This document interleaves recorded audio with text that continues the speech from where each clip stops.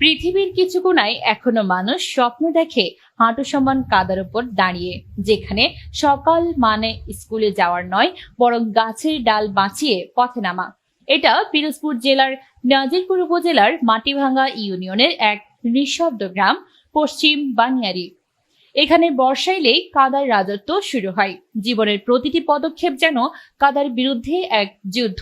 রাস্তাটি কোথাও আর রাস্তা নেই, তা এখন খানাখন্দের সমুদ্র। কিন্তু এই পথই একসময় ছিল বানিয়ারি থেকে কালীগঞ্জ বাজার পর্যন্ত গ্রামের মানুষের শ্বাস প্রশ্বাস। এই রাস্তা কালীগঞ্জ টু বানিয়ারি বাজার পর্যন্ত অগাধ কাদা, চলাফেরায় যায় না, ছেলে মেয়ে স্কুলে যাইতে পারে না। তারা 2 সেট লইয়ে যায়, 1 সেট খুললে ধুয়ে স্কুলে পড়াশোনা করার পরে সেই সেট গায়ে পরিয়ে আবারই বাড়ি আসা লাগে। আমরা তার বাদেও ছেলে মেয়ে নিয়ে কীভাবে ওই জায়গায় চলি? স্কুলে যেতে পারতেছে না, কোনো তা করতে পারতেছে না। হাবিবুর রহমান গ্রামের একজন মধ্যবয়সী কৃষক। তিনি বলেন, আমরা চুপ থাকতে পারিনি। প্রতিদিন শিশুদের কাদা মেখে স্কুলে ও রোগীরা কষ্ট পেত, তাই গাছ কেটেই বানিয়ে ফেললাম সাঁকো। আরেকজন জুয়েল মিয়া কণ্ঠে হতাশা আর গর্বের মিশ্রতা নিয়ে জানালেন, বর্ষা এলেই মনে হয় জীবনটা থেমে যাবে, কিন্তু সাঁকো এখন আমাদের ভরসা। আমরা করছি 2 সেট জামা কাপড় নিয়ে, এবং আমাদের ছেলে পেলে বাইরপো বাইজিরা এরাও চলাফেরা অনেক কষ্ট।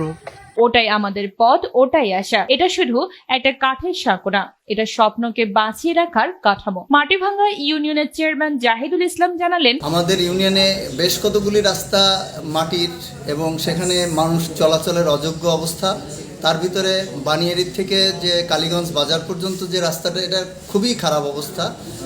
বেশ কয়েকবার এলজিডিতে এই প্রকল্পটা দেওয়া হয়েছে, কিন্তু এখন পর্যন্ত পাস হয় নাই। বছরের পর বছর এই রাস্তার প্রকল্প পাঠানো হলেও এখনো পাস হয়নি। তাদের আশা এবার হয়তো আলো দেখা যাবে। নাজিরপুর উপজেলার প্রকল্প বাস্তবায়ন কর্মকর্তা খোকন চন্দ্র দাস জানিয়েছেন, রাস্তাটি এসপিবি প্রকল্পের আওতায় আবেদন করা হয়েছে এবং 2025-26 অর্থ বছরে কাজটি টেন্ডারে যেতে পারে।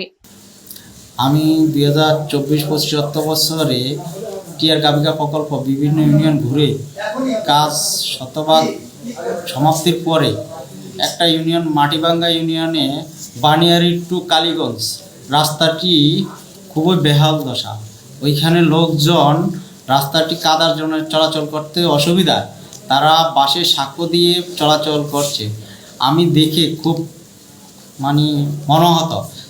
তাই আমি এই অর্থ বছরে অর্থাৎ 25-26 অর্থ বছরে প্রকল্পটি আমাদের অধিদপ্তরে এসবিবির আওতায় নিয়ে আসার জন্য আমি সেখানে প্রস্তাব প্রেরণ করছি এবং আশা করি এই অর্থ বছরে আমাদের এই রাস্তাটি এসবিবিতে টেন্ডার অনুমোদিত হবে।